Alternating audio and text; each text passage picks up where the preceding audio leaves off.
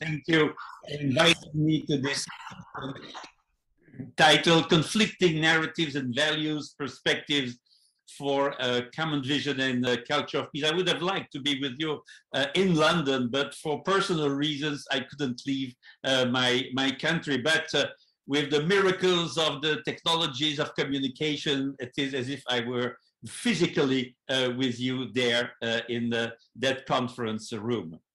So it's with pleasure, really, that I will contribute to the debate on this issue with some reflections about the links between, on the one side, conflicting values and conflicting narratives, and on the other side, the outbreak of certain wars.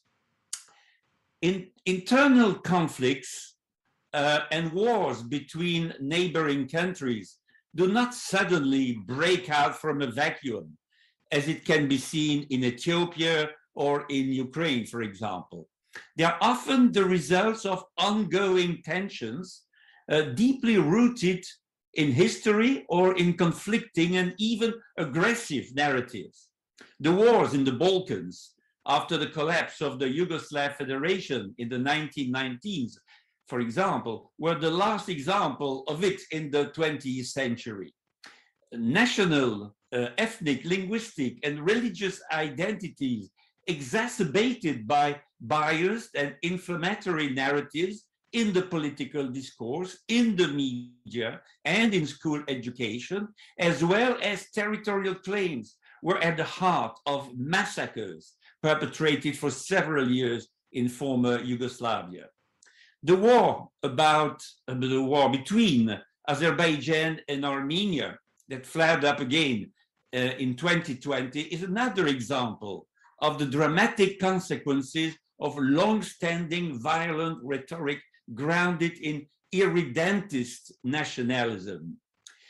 On the 24th of February, historical date now, unfortunate historical date, to everyone's surprise, the Russian army invaded Ukraine from the north, the south, and the east. But this should not have been a surprise. Since the duo Dmitry Medvedev and Vladimir Putin came to power in Moscow, Russia has been waging war ever. In the years 1999-2000, Vladimir Putin led the Second Chechen War as prime minister. His publicly stated goal was the eradication of the Chechen nation. According to Putin's narrative, it was not a war, but a special anti-terrorist operation against separatists to preserve the territorial integrity of the Russian Federation. During this operation, the capital Grozny was completely razed to the ground by Russian bombing, to the extent that in 2003, the United Nations called Grozny the most destroyed city on earth. Since then, unfortunately, the Ukrainian city of Mariupol has probably overtaken it. In 2008, Russia fomented the separatist war in South Ossetia and in Abkhazia in Georgia, recognized their independence, and has since provided them with the so-called protection of his military. Putin's narrative to justify his aggression was then to save the Russian speakers of Georgia. Since 2014, the Ukrainian territories of the Donbass and Crimea have been wrested from Ukraine.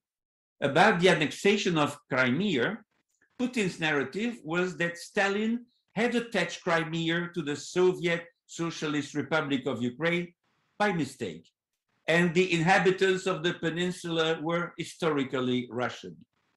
As to the conflict in Donbass, Putin's rhetoric was it was an internal conflict between persecuted and discriminated Russian-speaking Ukrainians and their nationalist government in Kiev. But he claimed that he was not involved. However, everybody knows that he was using the separatists as proxies to destabilize Ukraine. In Syria, another war.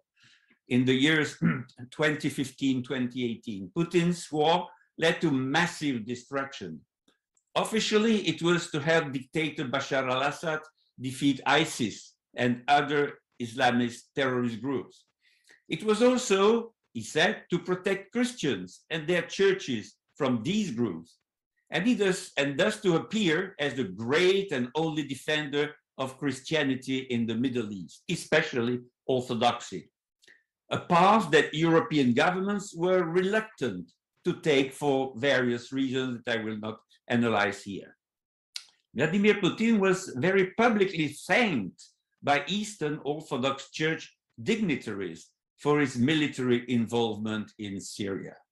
However, behind this official narrative, there was also the plan to rid Bashar al-Assad of his various political opponents at the cost of massacring civilians, destroying homes, hospitals, schools, infrastructure, providing water, electricity to the population. Aleppo became a martyred city, and Russia lost its seat on the UN Human Rights Council as a result. Putin's narrative is well known and well oiled. He is now applying it in the rest of Ukraine, as he has done in all his other previous wars. In Putin's narrative, Ukraine as a sovereign state never existed in the past and was just called Little Russia. The current Ukrainian state is an artificial state run by Nazis. Ukrainian identity does not exist, and the Ukrainian language is just an offshoot of the noble and rich Russian language, according to Putin. The country must be allegedly denazified and disarmed. Ukraine is part of the Slavic world and therefore part of Russia, just like Belarus, he says. The current Ukrainian state, its language and culture must be destroyed. Its territory must be invaded by war, whatever the cost. It must be occupied and Russified again. Its remaining inhabitants and their future generations must be colonized. This is the narrative that Putin is serving up to the entire Russian population and the international community. The Ukrainian counter-narrative, or one of those counter-narratives, is that Kiev existed long before Moscow and was the cradle orthodoxy, first with the conversion of Prince Vladimir in Kherson by a bishop of the Patriarchate of Constantinople, and then with the baptism of his people in Kiev, Rus, in the Rus of Kiev in 989, while the first records of Moscow's existence date back only to 1147, which means 160 years later. Conflict of narratives, as you can see. The war, with its cynical procession of terror, war crimes, crimes against humanity, enables Putin to depopulate the country through mass migrations to the west and mass deportation of Ukrainians to the east, to Russia. The territories occupied since 2014 have been colonized and Russified.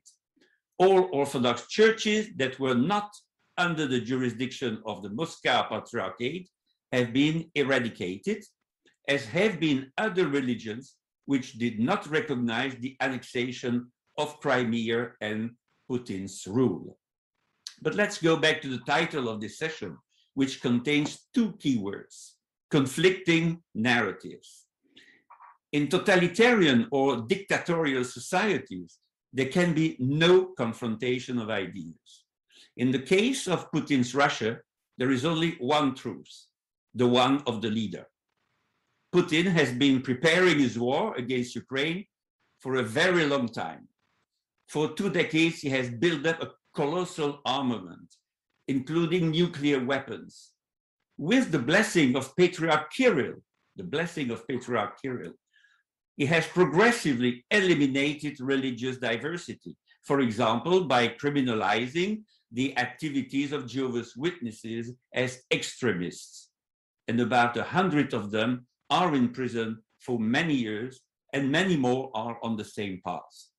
Amnesty International, Human Rights Watch have been expelled from Russia. All Russian NGOs receiving money from the West, including from the European Union, have been accused of being foreign agents and banned. The editor of Novaya Gazeta, who was awarded the Nobel Prize, the Nobel Peace Prize, in December of last year, had to close his newspaper to avoid going to prison. All independent media have been closed, fined heavily, or have survived only abroad. More than 3,000 websites have been closed. A law has criminalized the use of the word war in public or private spaces. Of course, it's not a war in Ukraine, as we know, it's just a special military operation. And according to that law, there are sentences of up to 15 years in prison if you use the word war in public. Public anti-war demonstrations have been prohibited, and even individual silent picketing is also forbidden. In Putin's narrative, the claimed Slavic Orthodox identity of Russia is strongly intertwined. This identity is supposed to be threatened by a decadent West that advertises homosexuality, same-sex marriages, gender, culture, woke culture, and other so-called decadent values in opposition to the traditional values of the Orthodox Church. A Western world that believes itself to be invested with a civilizational and civilizing mission, and that it wants to impose on the rest of the world, including Russia and other Slavic lands, by, for example, financing NGOs, human rights organizations and media, and importing its pseudo values into Russia. A messianism that has produced genocidal colonialism and supremacist imperialism for centuries, according to Putin. Hence the need to protect, vaccinate, and purify Russian society against this Western plague. Patriarch Kirill and the president have long been staunch allies in this fight against the West, and the head of the Russian Orthodox Church has blessed the war on Ukraine as a metaphysical war against evil forces. The growing desire of Ukraine to divorce itself from the Russian world and to make a new life for itself with another partner, the European Union, based on democratic values, had become an existential threat to Russia. This so-called infidelity in a forced marriage had to be brought to an end. Hence, the appalling war that we are now witnessing. Let's return to the question in the title, and then I will finish my presentation. In the title, there was also the question, what are the prospects for a common vision of a culture and peace? My question is, what are the prospects in the case of Russia and Ukraine? This question, I think, is coming too late because the war is too far advanced, and perhaps we should have better worked on this issue in the West and in Ukraine in due time. And there were such opportunities. Maybe the outcome would have been different, but maybe not. So the answer is now very simple and very short. These prospects are nil because the values of Russia and the values of Ukraine have become irreconcilable. At most, they could coexist in their respective territories after the war, behind the cultural Iron Curtain, maybe or maybe not. We will see. Without wishing to play the Cassandra, however, I would dare say that there is something more serious ahead. Putin's war in Europe against democratic values is only the first wide-scale assault on the West. The great dictatorial and conquering empires of the past are waking up in Moscow, in Istanbul, in Beijing. China, with its dictatorial regime, is on the same path as Putin's Russia against the expansion of Western values at home and in the world. And it may now be time to think about avoiding a new hybrid global war. Thank you for your attention.